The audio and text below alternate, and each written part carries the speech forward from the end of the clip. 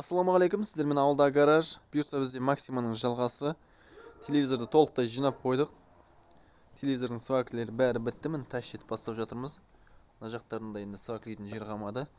Бәрін тазалап тас ету керек. Лонжеронның мына жақтарында енді сварклейтін жерлер бар. Мына ішкі жақтарында мына жерлері бар. Мына жақтарын сварклеп қойдық бәрін. Мына жақтарында сваркледік, бір-екі қалып кеткен жерлері бар. Ішкі жағында бізде мына ішкі жағын былай кесіп алып тастадық. Мына жерін ауыстырдық. Мына жер шіріп кеткен болатын. Бізде донордан мына жерін кесіп алдық та, осы жерін жамадық. Осы бұрыштың полы бәрі шіріп кеткен болатын. Мындай бөлшектерін бәрін шешіп алып қойдық. Міне былай тұрады. Енді полды осылай кеспесек басқа вариант болмады. Осылардың бәрінен біріктіріп сварклеу керек. Мына жағының да жағдайы бізде өте нашар. Шірік жерлерінің біразын кесіп тастадық. Порогты да кесуге тура келді. Порогтың ішкі екі қабатын кесіп алып тастадық. Міне бізде жағдайын қараңыздар. Мына жерде қалың темір тұру керек. Сол темірдің өзі де шіріп кеткен. Мынандай домкрат ілетін темір болу керек. Біз мына порогты кесіп алдық. Былай басқа вариант көре алмадым, шыны керек.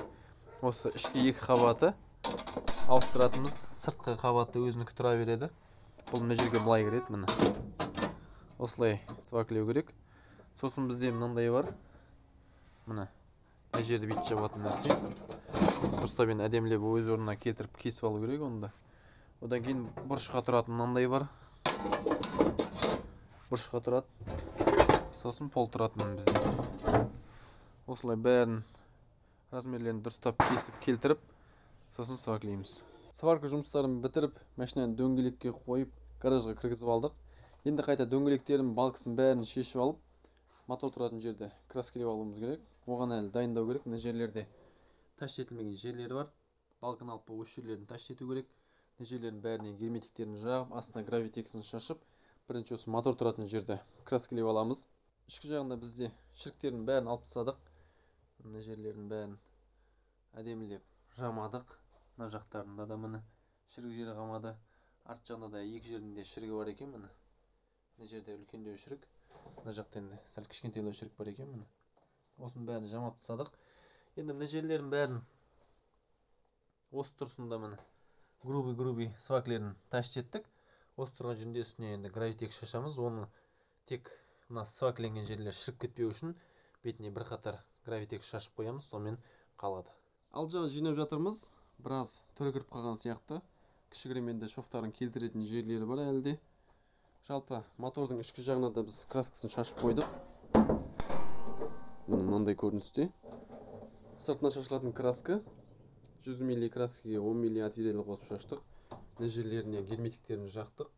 Заводской болмаса да енді кішкене ұқсаттық. Жалпы мына жақта әлі жиналатын бөлшектері бар. Мотордан алдын салынатын. Капоттың ішкі жағымен бірге бояу керек. Сол үшін капотты шешеміз. Фараларын шешіп тастаймыз. Мына жақта енді бампер мен крилоны осы тұрған жерінде боясақ деп отырмыз.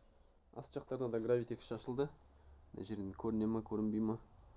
Ішкі жағына да бір қатар гравитек шашып қойдық. Әдемілік бұл жерде болған жоқ.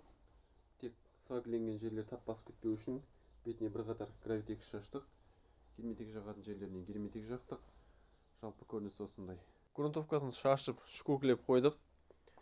Терезелерді шаңнан тазартып, обезжирка жасап, скотчтап қойдық.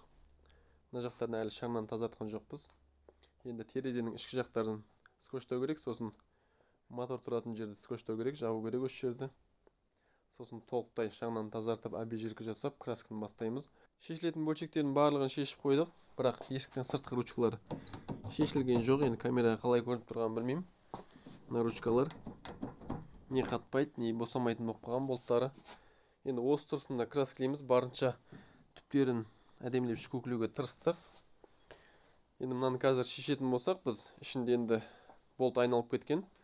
Пластмассын мүмкін сындырып шығаратын шығармыз. Егер ол сынатын болса, басқа ручка алуға тура келеді. Дәл қазіргі жағдайда бұл көліктің иесі оны алатындай жағдайда емес, сол себепті осы тұрсында бояймыз. Аст жақтарына гравитек шашып қойдық. Порогты да барынша түзетіп, гравитек шаштық. Енді осы порогты ғана мерломен шкуклеп, бетіне краска шашатын боламыз. Краскамызды 6 литрлік бағлашкеге 2,5 литр құйдық. Үстіне 2,5 литр мындай 647 растрайдыл қостық. Екеуін араластырдық. Сұйықтығы мынандай 13 тамшы болып тұр міне.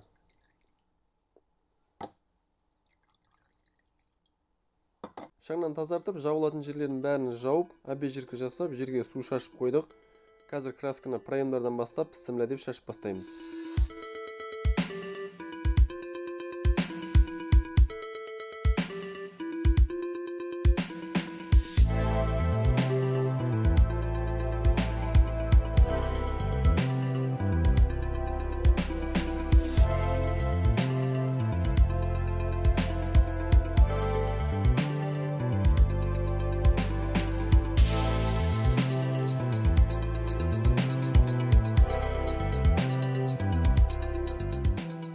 Слой краска шаштық. Қазір енді жақсылап салфеткамен сүртіп алып, бұйырса лакты бастаймыз. Оның үшін лак дайындап алайық.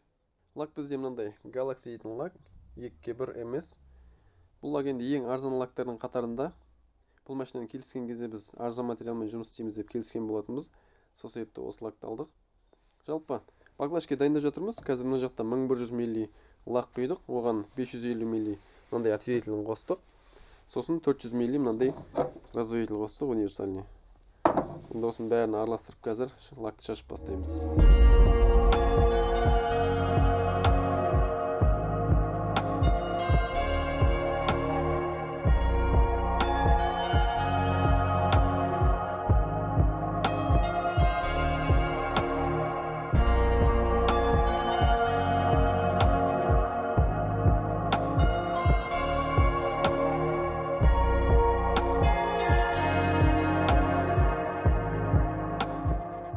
Бірінші слойын шашып қойдық. Пока потек жоқ. Жылтыры жаман емес, нормальный жылтырап тұр. Мынаған алған краскамыз бізде қара космос болатын. Лак шашқаннан кейін енді кішкене ішінде түйіршіктері көрініп бастады, көкшіл түйіршіктері.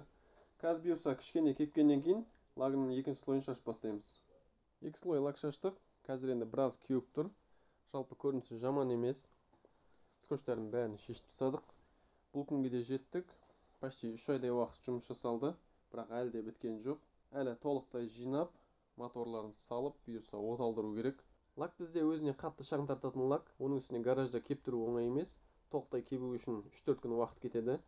Сол аралықта ауадағы шаңның бәрін өзіне жабыстырып, кішкене жылтырын жоғалтатыны бар. Бірақ шашылуы ыңғайлы, бір-біріне жақсы бірігеді. Өз бағасына лайықты деп ойлаймын. Бұйырса ақырындап жинап бастаймыз. Мотордан бұрын бізде мына жақта тұратын барлығын ұмытпай сауып алуымыз керек. Сосын бізде бір кішкентай қиындық бар. Ол бізде мына жақтан соққы болған кезде осы жерде тұратын предохранитель реле блоктары болады. Сол шашылып кеткен. Максиманың кассасын алып кел десек, Максиманың кассасын табу қиын екен. Мына жерден өтіп, крылоның астымен салонға кіретін ұзын кассасы бар. Сол кассаны таба алмады. Цифироны көп екен, Максиманың жоқ екен. Енді бізде мынандай жағдай болып тұр қазір. Мына касса бізде. Мына шашылып кеткен мына екі блок. Мына предохранитель блок осындай. Осының орнына мынандай блоктарды алып кепті. Бұл цифироны екен. Тағы біреуі. Кабельдердің түстері кесе мынаған жалғай салам ба деп ойлағам. Сөйтсем түстері сәйкес келмейді екен. Сосын мына жақта бізде цифирода кішкене кабель саны аздау, ал мына жақта бізде көптеу. Енді ыңғай келсе мына жақтан шығатын болса шығарып бірден реленің арт жақтарына қосамыз, болмаса кесіп біріктіреміз. Енді басқатып отыр, шыны керек күнде істеп жүрген жұмыс емес бұл. Негізі мына жақтан вентилятор фараларға кетеді, көпшілік тоқ. Вентилятор фараға деп әшейін қоса салуға болмайды, өйткені мына жерден бізде плюс аккумулятордан кеткен плюс. Осы жерде бізде главный реле орналасқан. Осы главный реледен бізге салонға тоқ барады компьютерге.